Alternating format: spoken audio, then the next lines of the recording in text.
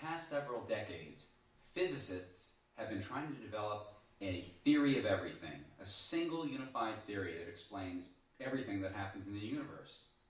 Well, they haven't succeeded yet, but we do have an economic theory of everything that helps us understand what's going on in the world of business and marketing and how these happenings can apply into the world of elective medicine and your refractive practice.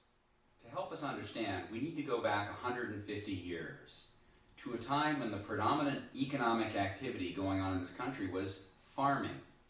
If you lived back then, your day would have been consumed with how you secure the commodities for your basic everyday survival. Wood for the stove, food to cook, and water to drink and to clean with. Daily life was all about the availability of basic commodities, and the marketplace was about trading basic commodities, and that formed the agrarian economy.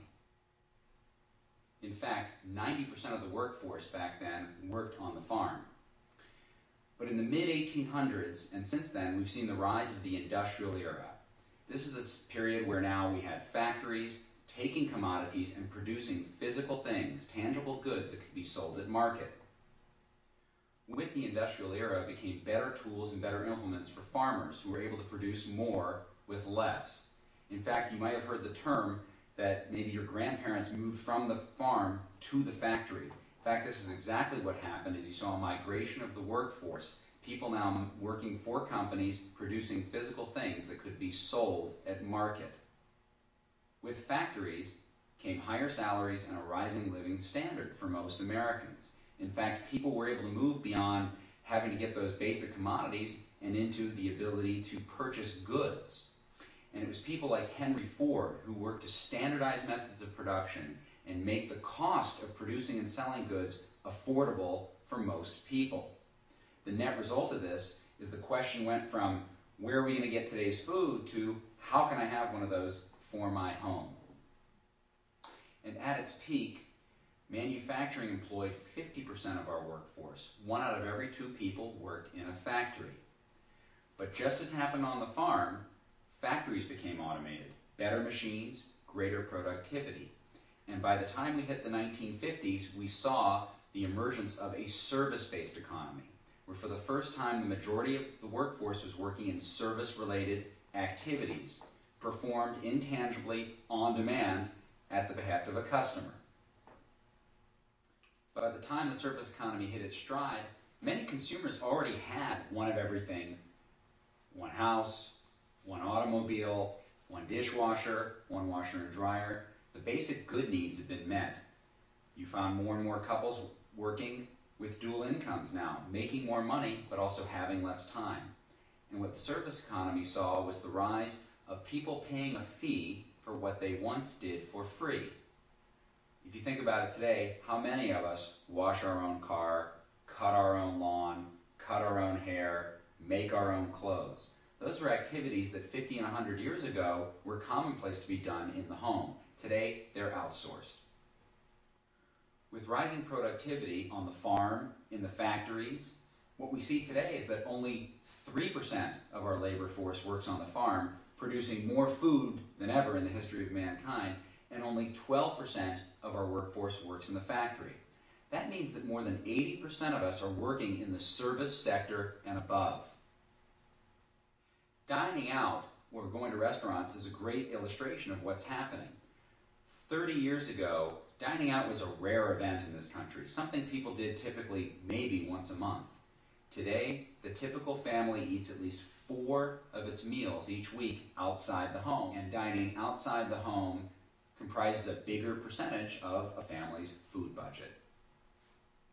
But just as happened in those earlier economic eras, the automation of services is right with us today. Think about it. 20 years ago, we used to call a travel agent. Today, we go online to Travelocity.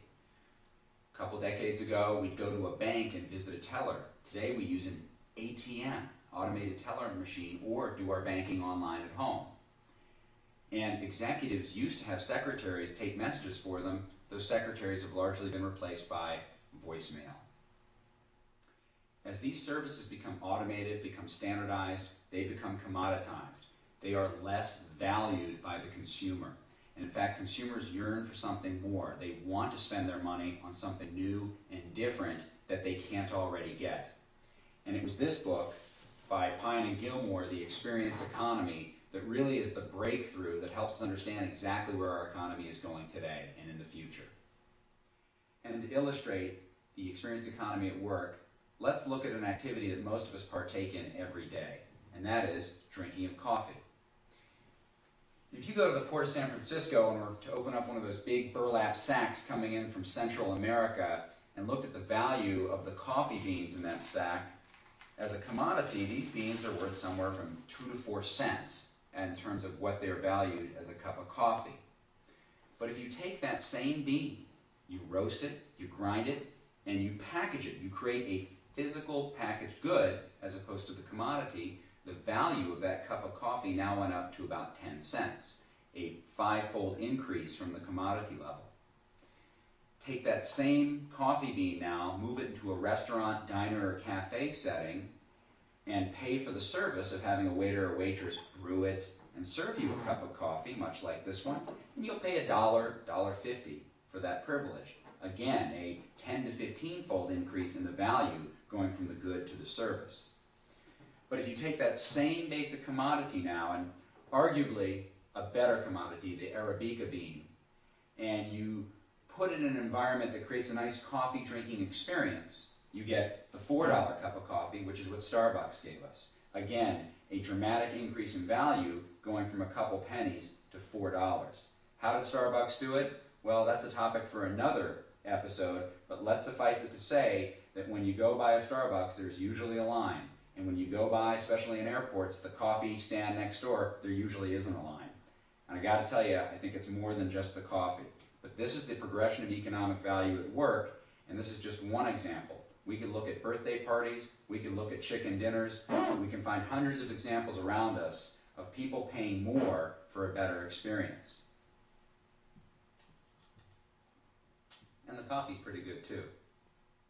This model, the progression of economic value, helps us to think differently about what we need to do in our practices to move beyond services, which can become standardized, automated, and commoditized, meaning they're less valued by the customer, and into the realm of experiences, which need to be unique, memorable, and inherently personal in order to reach our customer at a deeper level and keep them as a customer.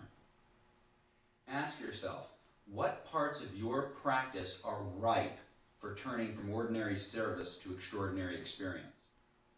What are 3 ways that you can make an experience more personal, more memorable for your customer?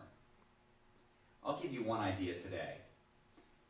When a new patient arrives, take note of what they're wearing. Put a little sticky note in the chart. Then when the technician wants to call them back to start the exam process, instead of standing in the doorway and shouting their name in front of a crowd of other people, they'll be able to know what that patient's wearing. They can walk right up to that patient, introduce themselves, make eye-to-eye contact, and then take them back.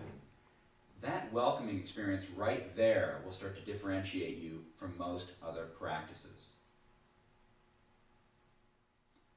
Remember the goal here. We want to turn ordinary service into extraordinary experience.